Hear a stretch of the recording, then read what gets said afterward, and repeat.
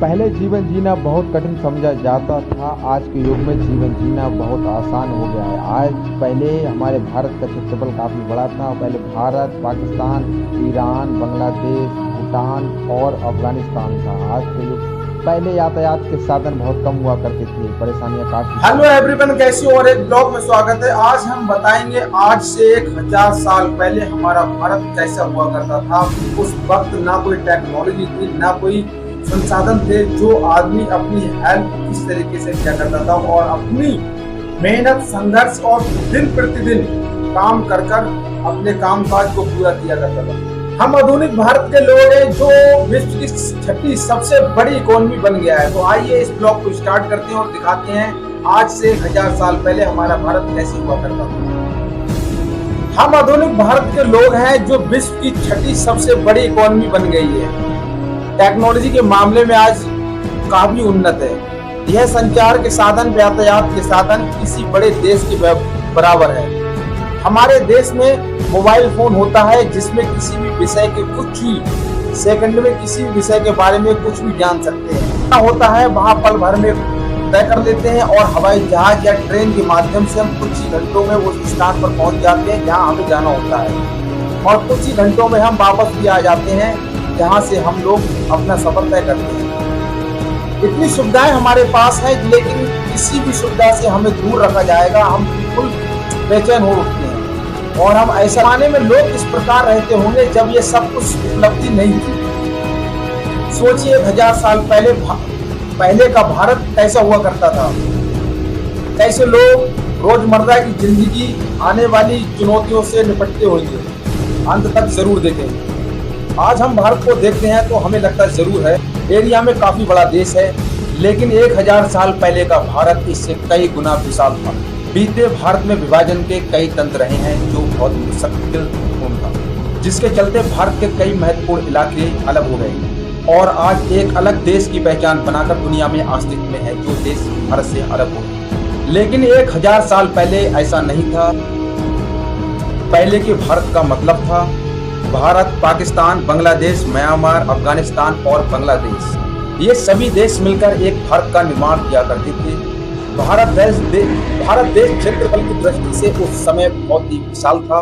शायद इसीलिए पहले से ही मुगलों का आक्रमण भारत पर शुरू हुआ। उसके बाद भारत पे अंग्रेजों ने नजरें जमाई और यहाँ राज किया। भारत एरिया में तो बहुत विशाल था, लेकिन इसकी जनसंख्या 3 से 4 करोड़ के आसपास थी, जो कि उस टाइम की दृष्टि से एक बहुत बड़ी जनसंख्या मानी जाती थी, क्योंकि भारत, चीन और यूरोप की जनसंख्या दृष्टि में सबसे बड़ी जनसंख्या मानी जाती थी। उस टाइम भारतीय लोगों का रहना सहना, जीवन शैली बहुत ही साधारण हुआ करता था।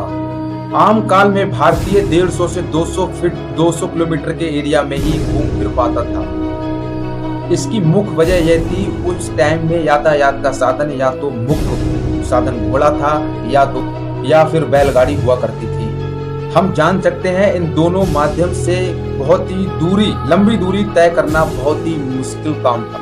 खासकर एक आम व्यक्ति के लिए ये यात्रा करना बहुत ही मुश्किलपूर्ण था। इसीलिए हर शासक का सपना होता था कि वो दिल्ली पर राज करे। इसकी दूसरी वजह थी जरूरत। प्राचीन भारत में मुख्य कृषि हुआ करती थी। किसान लोगों को इससे मुख्य आवश्यक चीजें उनके आसपास ही मिल जाया करती थी, जिससे कि उनको कोई परेशानी ना हो, जिससे उन्हें बहुत ज्यादा दूर की यात्रा करने में कठिनाई ना हो। फिर देश में एक ऐसा टाइम पीरियड भी आया, एक पावर कॉम्प्लेक्स से जूझ रहा था। यानी उस वक्त उस टाइम इस देश में कोई भी शक्तिशाली शासक नहीं था जो पूरे देश को एक करके रख सके। बस इसी कारण के चलते हमारे देश पर मुगलों का आक्रमण करना शुरू हो गया और धीरे धीरे हमारा देश मुगल सल्तनत के अधीन हो गया। 9वीं सदी के लास्ट में देश पहली बार किसी विदेशी गुट ने आक्रमण किया, वो भी अफगानिस्तान के रास्ते होते हुए भारत में प्रवेश किया था। उस वक्त देश में किंगडम्स, पल्लव, चोला, राष्ट्रकूट और चाणक्य शासक हुआ करता था। चाणक्य वंश कुछ ऐसे राजघराने जो कुछ ताकतवर हुआ करते थे। इसके अलावा पूरा देश छोटे छोटे शासकों से ही स्थापित था। वो पूरे देश पर कभी भी शासन करने का सपना नहीं देखते थे और यही उस वक्त की सबसे बड़ी कमजोरी थी। इसी कमजोरी को मुगलों ने बहुत अच्छी तरह समझ लिया था। 11वीं सदी में पृथ्वीराज चौहान, क्योंकि 11वीं सदी के पृथ्वीराज चौहान वो इकलौते शासक थे। उन्हें भी मोहम्मद गौरी ने हरा दिया और उन्हीं के साथ हिंदू शासकों का अंत हो गया। इसके बाद उत्तर का क्षेत्र मुगल के हाथों में आ चुका था। उत्तर का क्षेत्र अर्थव्यवस्था के लिहाज से बहुत मायने रखता था। इधर की भूमि बहुत उपजाऊ थी। उत्तर क्षेत्र भारत का बहुत ही मायने रखता था, क्योंकि इधर की भूमि बहुत उपजाऊ थी ही। साथ ही यह वो क्षेत्र था जो भारत को चीन, यूरोप, रूस एवं सेंट्रल एशिया से जोड़ता था, क्योंकि हर भारत का सपना होता था कि वो दिल्ली पर राज करे। क्योंकि दिल्ली देश का केंद्र साथ साथ व्यापार का भी केंद्र हुआ करती थी। हमारे देश को सोने की चिड़िया उस टाइम कहा जाता था। ये बात तो आपने सुनी होगी, पर ऐसा क्यों कहा जाता था वो कारण भी मैं इस वीडियो में बताऊंगा। असल में आज से 1000 साल पहले का जो समय हुआ करता था, भारत की आर्थिक रूप से बहुत ही अच्छा हुआ करता था। आज हम जीडीपी की बात करते हैं और हम देखते हैं क्या आर्थिक मोर्चे पर चीन से पीछे है। जबकि कभी एक्सपोर्ट की बात हो या जीडीपी की बात हो, चीन आज हमसे काफी आगे दिखाई दे रहा है। पर आज से 1000 साल पहले ऐसा नहीं था। दोस्तों, शायद आपको यकीन नहीं होगा, पूरी दुनिया में एक्सपोर्ट होने वाली चीजों में 30% वोट भारत ही किया करता था, जबकि चीन 25% और यूरोप 11% किया करता था। भारत सबसे ज्यादा कपड़े, मसाले और खानों की चीजों का एक्सपोर्ट करने के लिए जाना जाता था। भारत विशेष रूप से मसालों के लिए बहुत फेमस था। यहाँ तरह तरह के मसाले मिल जाया करते थे। तभी तो यूरोप देशों में आज भी भारत के बारे में कहा जाता है कि हम भारतीय बहुत ही मसालों का प्रयोग किया करते हैं। लेकिन ये आज की बात नहीं है, हम बहुत समय पहले से मसालों का उपयोग करते आ रहे हैं, या यूं कहें या मसालों के जनक हम ही हैं। और तो ये भी कहना गलत नहीं होगा। यदि लोगों की जीवन शैली की बात करें, ग्रामीण जीवन जीना बहुत ही ज्यादा लोग पसंद करते हैं। इसीलिए कुल आबादी का 10% ही मात्र शहर में रहा करते थे। बाकी 90% लोग गांव में ही रहा करते थे।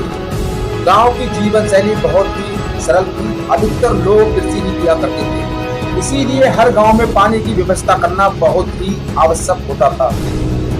जिन गांव में प्राकृतिक रूप से तालाब बने हुए थे, वहां तो कोई समस्या नहीं थी। पर ऐसे गांव जहां तालाब नहीं थे, वहां तालाब खुदवाए जाते थे ताकि बरसात का पानी इसमें संचय किया जा सके। उस टाइम खेतों की बात करें तो ज्यादातर किसान बरसात के ही पानी पर निर्भर रहा करते थे। हर गांव अपने आप में ही बहुत ही खास हुआ करता था।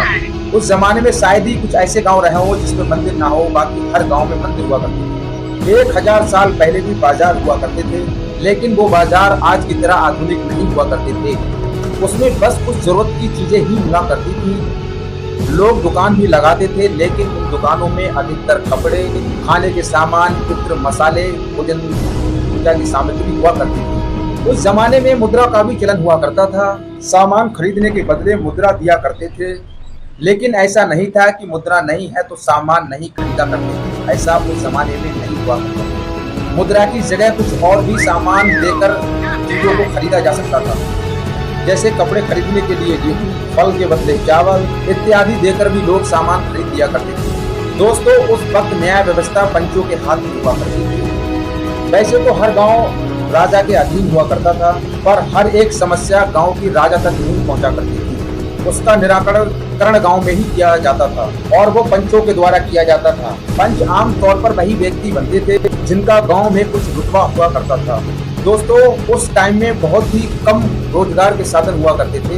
कृषि पर भी लोग ज्यादा निर्भर हुआ करते थे। लोग परंपरा बिजनेस को ही आगे बढ़ाया करते थे। यदि कोई कारीगर है तो उसको कारीगरी ही सिखाया जाता था, तो वो अपने बच्चों।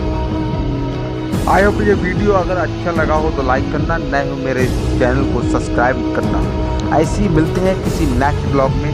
Thanks for watching.